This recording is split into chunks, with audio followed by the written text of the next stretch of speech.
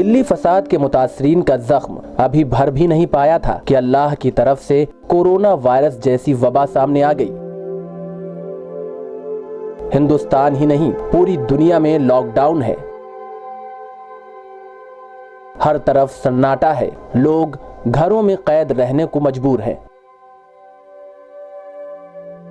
ان سب کے درمیان ایک بڑا سوال یہی ہے کہ وہ فیملیز جن کا فساد میں سب کچھ تباہ اور برباد ہو گیا تھا، ان کا کیا حال ہے؟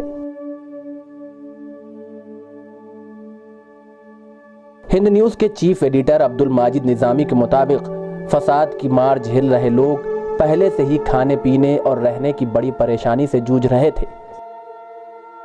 لاک ڈاؤن نے ان کے حلق سے نوالا ہی چھین لیا ہے۔ اس لاک ڈاؤن سے ان کی تکلیفیں دو گنی ہو گئی ہیں۔ عبدالماجد نظامی کے مطابق انہیں کسی نے ایک فیملی کے بارے میں بتایا اور ان کی کچھ مدد کرنے کے لیے کہا۔ ان سے فون پر بات کی، ان کی باتوں میں جو درد تھا، ان کی جو تکلیفیں تھیں، اسے لفظوں میں بیان نہیں کیا جا سکتا۔ ایک اچھا خاصا کاروبار اچانک ختم ہو گیا اور ہستی کھیلتی فیملی فاقے کرنے پر مجبور ہو گئی۔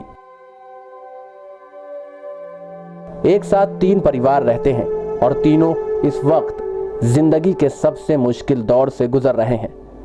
حیرت کی بات تو یہ ہے کہ ان متاثرین سے اب تک کسی NGO، سماجی یا فلاحی تنظیم نے کوئی رابطہ نہیں کیا، نہ ہی کوئی نیتا یا ودھائک ان کا حال جاننے پہنچا۔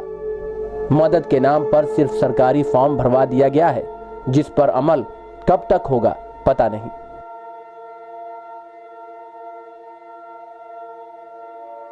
ان سب کے درمیان بڑا سوال یہی ہے کہ کیا اخباروں، سوشل میڈیا اور دوسری جگہوں پر سماجی تنظیموں کے ذریعے فساد متاثرین کی مدد کرنے کی خبریں محض ایک پرچار ہیں؟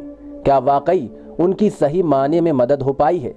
آخر وہ لوگ ریلیف کا کام کہاں کر رہے ہیں؟